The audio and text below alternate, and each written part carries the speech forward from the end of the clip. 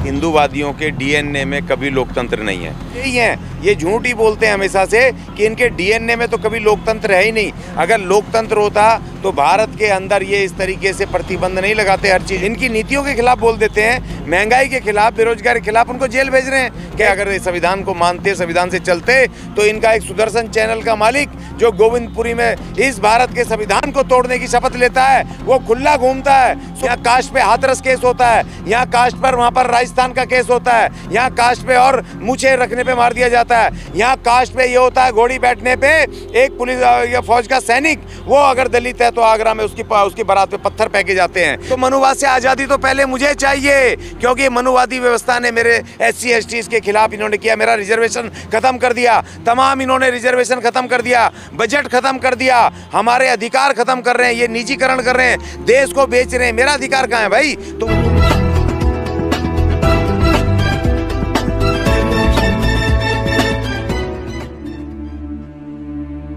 भी देश के पंत प्रधान अमेरिका जाते हैं, वहाँ पर पत्रकार सवाल करते हैं क्या देश में लोकतंत्र है, तो वो कहते हैं देश में जो लोकतंत्र है वो हमारे DNA में है। इस बात को आप किस तरीके से देख रहे हैं? देखिए, सबसे बड़ा झूठ तो यही है कि हिंदूवादियों के डीएनए में कभी लोकतंत्र नहीं है। उनके डीएनए में राजशाही है, और वो भी राजशाही भी एक वर्ण व्यवस्था की राजशाही, कि उसमें जो श्रेष्ठ है जातिगत वही राज करेगा, वही मुखिया रहेगा। तो इनके डीएनए में कभी लोकतंत्र नहीं था, ये बिल्कुल झूठ है। ये लोकतंत्र की परंपरा इस देश के महान क्रांतिकारी आंदोलनों ने, जो उन्होंने संघर्ष हुए स्वतंत्रता आंदोलन ने, उसने नींव रखी, और बाबा साहब ने उसको उस भारत के संविधान में उसको अपनी लेखनी से कलमबंद किया। उसके बाद इस देश के अंदर 1952 से डेमोक्रेसी, लोकतंत्र की जो नींव पड़ी, पहला चुनाव हुआ 1952 में, और वो लोकतांत्रिक तरीके से हुआ। तो इनका पहला झूठ ये है, क्योंकि ये झूठे ही हैं, ये झूठ ही बोलते हैं हमेशा से कि इनके डीएनए में तो कभी लोकतंत्र है ही नहीं। अगर लोकतंत्र होता तो भारत के अंदर ये इस तरीके से प्रतिबंध नहीं लगाते। हर चीज़ों पे प्रतिबंध लगाए जा रहे हैं। आज मीडिया का पत्रकार हैं, इनके डर के मारे इनकी वाई कर रहे हैं, कुछ जो गोदी मीडिया कह रहे हैं, और जो दूसरे मीडिया चैनल्स हैं उनके जो बेचारे यूट्यूब चैनल जो कुछ बोल देते हैं, इनके विरुद्ध इशू उठा देते हैं, इनके विरुद्ध मतलब कोई जो इनकी नीतियों के खिलाफ बोल देते हैं, महंगाई के खिलाफ, बेरोजगारी के खिलाफ, उनको जेल भेज रहे हैं। कई सारे पत्रकारों को जेल में भेज दिया। आपने देखा था वहाँ बिहार, उत्तर प्रदेश में वो नंगा करके उन पत्रकारों को 6-7 को अभी 6-8 महीने पहले उनको नंगा करके मध्य प्रदेश में पीटा इन्होंने। तो इनके डीएनए में कहाँ लोकतंत्र है? उसने पूछा लेडीज ने कि भैया लोकतंत्र, फ्रीडम ऑफ स्पीच, ये और जो उन्होंने कहा एट्रोसिटीज अगेंस्ट जो अल्पसंख्यक माइनॉरिटीज के, तो ये एक उसमें 3 सवाल थे जिसको गोल गोल कर गए। और दूसरी जो इन्होंने बात कही संविधान की, कि हमारे तो पूर्वजों ने संविधान बनाया। पहली बात तो इनके पूर्वजों ने नहीं बनाया, ये भी दूसरा भयानक झूठ, क्योंकि इनके पूर्वजों ने नहीं बनाया, और बाबा साहब इनके पूर्वज नहीं है। क्योंकि बाबा साहब अगर पूर्वज होते तो इस देश के अंदर बाबा साहब की मूर्तियां नहीं टूटती, बाबा साहब के ये गालियां नहीं बकते अगर इनके पूर्वज बाबा साहब होते तो। इसलिए इनका बड़ा झूठ। और इन्होंने कहा कि हम संविधान से चलते हैं, तो ये तीसरा भयानक झूठ, क्योंकि इनके अगर संविधान को मानते, संविधान से चलते तो इनका एक सुदर्शन चैनल का मालिक जो गोविंदपुरी में इस भारत के संविधान को तोड़ने की शपथ लेता है, वो खुला घूमता है। सुप्रीम कोर्ट इनको कहता है, दिल्ली पुलिस को, कि गिरफ्तार करो उसको, उसके खिलाफ केस दर्ज करो। केस के बावजूद भी आज तक वो गिरफ्तार नहीं होता है। इनके जो हिंदूवादी संगठन जंतर मंतर पे खड़े होके कहते हैं इस संविधान को खत्म कर दो, तो इसलिए ये तीसरा झूठ था कि हम संविधान को मानते हैं, संविधान पे संविधान भी जलाया गया और संविधान भी जलाया जंतर मंतर पे। तो ये तमाम वो लोग हैं जो झूठ के झूठ बोलते हैं। और ये भारत के तीनों चीज़ ये झूठ बोली नरेंद्र मोदी जी ने वहाँ पर, क्योंकि जो उस लेडीज़ ने पूछा पत्रकार ने, ये अपने आप में एक ऐसा विशाल और विराट सवाल था, इतना भारी बोझा था इनके ऊपर, क्योंकि ये बिल्कुल यहाँ पर माइनॉरिटीज़ के खिलाफ ये लगातार उनके खिलाफ एक्शन करते हैं, उनके खिलाफ ये बोलते हैं। इनके पार्टी के इनके नेता, इनके पत्रकार जो गोदी मीडिया है, वो हिंदू मुस्लिम दिन रात करते रहते हैं, वो माइनॉरिटीज़ के खिलाफ बोलते हैं। यहाँ जातिगत, उसने बोला कास्ट के ऊपर बात करी, यहाँ कास्ट पे हाथरस केस होता है, यहाँ कास्ट पर, वहाँ पर राजस्थान का केस होता है, यहाँ कास्ट पे और मूछें रखने पे मार दिया जाता है, यहाँ कास्ट पे ये होता है घोड़ी बैठने पे एक पुलिस या फौज का सैनिक वो अगर दलित है तो आगरा में उसकी बारात पे पत्थर फेंके जाते हैं। तो ये कास्ट पे होता है। तो इसलिए तमाम झूठ है। और भी इनकी ये यात्रा इनको बड़ी महंगी पड़ेगी, और बहुत महंगी पड़ गई, क्योंकि इनको कभी सपने में नहीं सोचा था कि ऐसा भी कोई सवाल आ सकता है जिसमें कि इनके सारे कुकर्मों का वहाँ पर वो खुल जाएगा काला चिट्ठा, इनसे जवाब नहीं दिया जाएगा। लेकिन वहाँ तो वो चेस कर रहे हैं ना सर बाइडेन के साथ।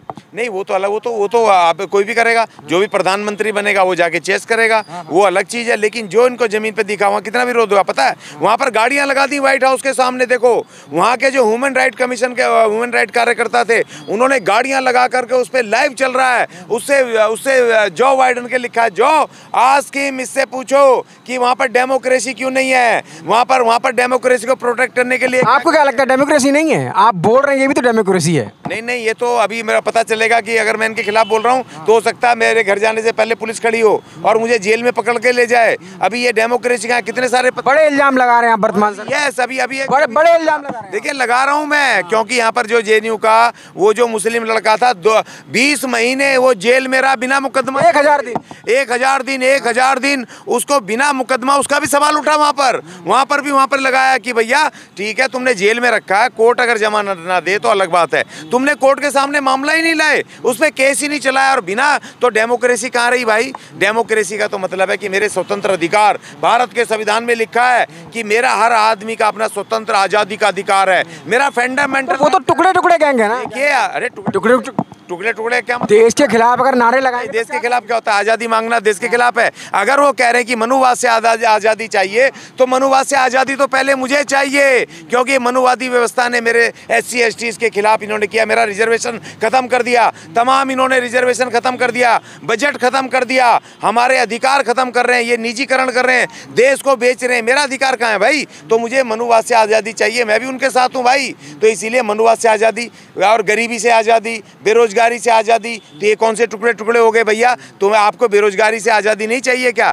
इस देश के जनमानस को महंगाई से आज़ादी नहीं चाहिए क्या? इस देश के जो SC STs हैं, आत्मनिर्भर युवा आज़ादी नहीं चाहिए? आत्मनिर्भर युवा बना रहे हैं ज्ञानी जी। आत्मनिर्भर तो बना रहे हो भाई, लेकिन कैसे बना रहे हो? सड़क पे भीख मांगने के लिए। रोजगार कहाँ है, काम कहाँ है, ये तो बता दो भाई। काम तो बता दो कि कितने काम दिए आपने, ये काम बता दो कि ठीक है आत्मनिर्भर जब होता है कि मेरे पास जमीन की, खेती की ज़मीनें हों, मैं अपना आत्मनिर्भर हो गया, अपना खेती बोऊंगा, अपना खाऊंगा, या मेरा अपना व्यवसाय हो, सरकार ने मुझे दे दी हो 20-30 लाख रुपए, चलो जी चाय की दुकान खोल लो, ढाबा खोल लो, कंप्यूटर की दुकान खोल लो, सैलून खोल लो, कुछ भी मेहनत का काम करो, हम दे रहे हैं 10-20 लाख रुपए आपको, मगर लेंगे नहीं वापस, क्योंकि इनके 20 लाख करोड़ रुपए इन लालाओं के माफ़ कर दिए, इन लालाओं के।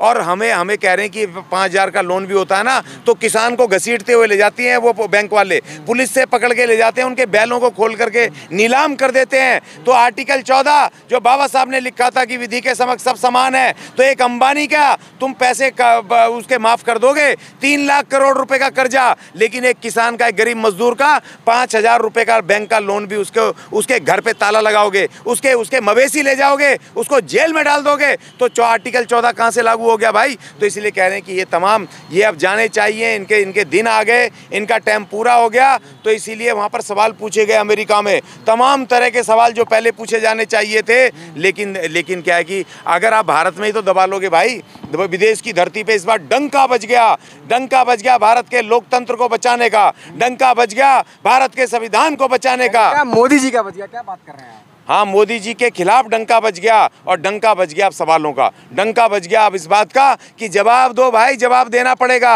भारत की धरती पर ही तुम हमें दबा लोगे, लेकिन भारत की धरती के बाद जहाँ तुम डंका बोलते थे, छींक मारते थे, डंका बज गया, तो इस बार डंका हमारा भी बज गया कि बताओ। उसने बताया, लेडी ने, वो फॉरेन पत्रकार, मैं सैल्यूट करता हूँ उसको, उसने कहा बताओ Modi ji, how you protect your democracy, आप क्या करेंगे डेमोक्रेसी को प्रोटेक्ट करने के लिए? आप बताओ कि फ्रीडम ऑफ स्पीच। वो कह तो रहे हैं कि हमारे डीएनए में लोकतंत्र है, बोल तो रहे, कह रहे ना झूठ है, हम कह रहे हैं झूठ है। इनके ये तो व्यक्तिवादी है, तो कह रहे हैं 1 पार्टी सिस्टम होना चाहिए। इन्होंने रख दिया सिंगल रख दिया, चोल साम्राज्य का 11वीं शताब्दी का राजशाही। अगर भैया आपके डीएनए में डेमोक्रेसी है, तो वो राजशाही का प्रतीक क्या कर रहा है नई संसद में? इसका मतलब मतलब तुम्हारा डेमोक्रेसी से कोई लेना देना नहीं। वो सिंगल राजशाही है, अर्थात डेमोक्रेसी के विरुद्ध तुमने बिगुल फूका है नई संसद के उद्घाटन में, तो कभी नहीं रखते। हमारे डेमोक्रेसी का प्रतीक तो हमारा अशोक चिन्ह है, हमारा डेमोक्रेसी का प्रतीक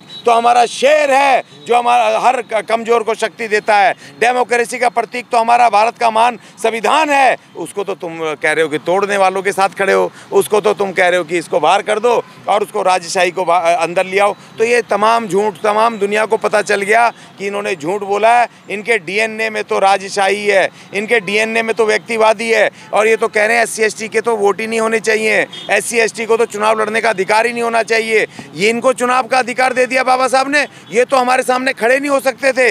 इनको बराबरी का अधिकार दे दिया, नौकरियों पे हमारे बराबर बैठे हैं। ये कह रहे हैं व्यापार भी हम तुम्हारे बराबर करेंगे, ये कह रहे हैं खेती बांटो, ये कह रहे हैं कि हम तुम्हारे पिक्चर में भी तुम्हारी बराबर जाएंगे, ये कह रहे हैं कि हम क्रिकेट भी तुम्हारी बराबर खेलेंगे। तो कह रहे हैं इससे पहले ये आगे बढ़े, इनको वापस वहीं मनुस्मृति में लेकर के आ जाओ, मनुस्मृति को लागू कर दो, राजशाही लागू कर दो। लेकिन इस बार अमेरिका में अर्थात दुनिया में अब डंका बज गया बाबा साहब के संविधान का, डंका बज गया बाबा साहब के लोकतंत्र का, और डंका बज गया बाबा साहब द्वारा दिए गए हमें फ्रीडम ऑफ स्पीच जैसे बुनियादी और मूल अधिकारों का डंका बज गया।